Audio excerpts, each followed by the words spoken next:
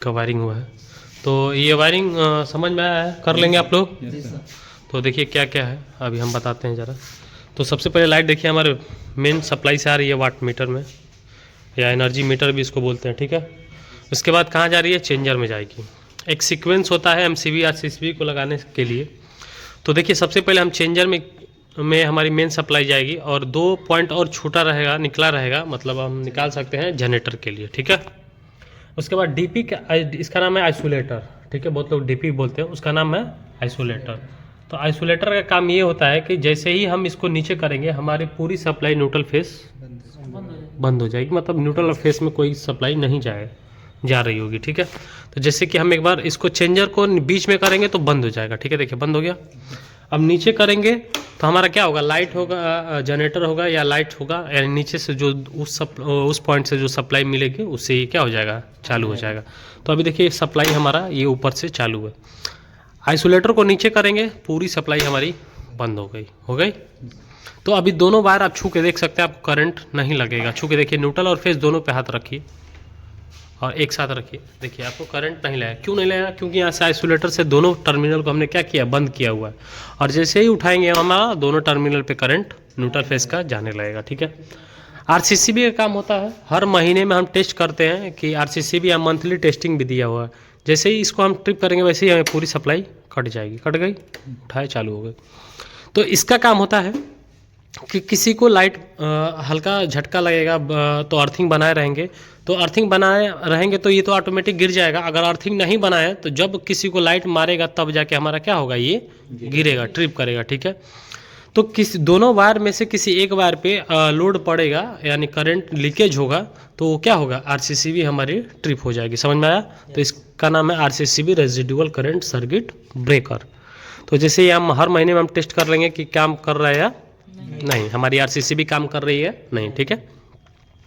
3 room के लिए 3 MCB है, और तीनों रूम ये हमारा न्यूट्रल जंक्शन है, ठीक है। जो आप लोगों ने वायरिंग किया तो क्या बना इसको, न्यूट्रल जंक्शन। वहाँ पे न्यूट्रल दे दिए मेन, और पूरा हमारे हर तीनों रूम का न्यूट्रल उठा के कहाँ दे दिए हैं। अगर हम न्यूट्रल हमारा एक ही होता तो वो अगर वो न्यूट्रल बस काम करना बंद कर देता तो हमारा पूरा न्यूट्रल हर घर में सप्लाई न्यूट्रल की नहीं जाती, तो हमारे क्या होता, बल्ब चाहे कोई भी काम करना बंद कर देता, ठीक है। तो इसलिए हर रूम का न्यूट्रल भी क्या होगा, अलग होगा। जैसे फेस आप अलग लेके गए हैं वैसे न्यूट्रल भी आप अलग लेके जाएंगे। सपोज दैट मान के चलिए हम एक ही न्यूट्रल पूरे बल्ब में देती हैं तीनों रूम में, ठीक है। अगर वो न्यूट्रल हमारा यहाँ से काट दे, फेस सही है जा रहा है, पर हम न्यूट्रल काट दे तो क्या होगा, तीनों रूम हमारे बंद हो जाएंगे, तीनों रूम में फॉल्ट आ जाएंगे। तो इसलिए हर रूम का न्यूट्रल भी अलग होना चाहिए, ठीक है। अलग अलग न्यूट्रल फेस का रास्ता अलग अलग हर रूम में जाना चाहिए, ठीक है। अब देखिए फेस है, अगर इसको हम ट्रिप कराते हैं यहाँ से, तो देखिए रूम नंबर 1 ही बंद हुआ, ठीक है, दूसरा, तीसरा, ठीक है। अब मान के चलिए 2 रूम हमारे सही है, फॉल्ट हमारा एक रूम में है, तो एक रूम को जाके चेक करेंगे। तो इस रूम में न्यूट्रल भी क्या होना चाहिए, इसका भी अलग न्यूट्रल आना चाहिए। इसलिए 12, अगर 12 मॉडल का एमसीबी बॉक्स है तो ये 12 आपको पिने मिलेंगे, यहाँ पे जंक्शन मिलेगा, ठीक है, 12 न्यूट्रल के लिए। तो 12 रूम का न्यूट्रल कहाँ मिलेगा, यहाँ पे, और फेस ला के हम न्यूट्रल ला के हम न्यूट्रल जंक्शन पे ही देंगे, ठीक है। देखिए तो ये हमारा क्या है, न्यूट्रल जंक्शन पे आ गया न्यूट्रल।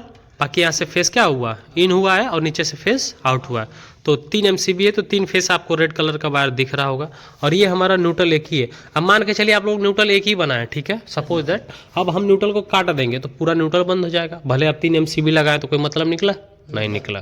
तो इसलिए तीनों रूम में 3 न्यूट्रल यहाँ पे आने चाहिए, ठीक है।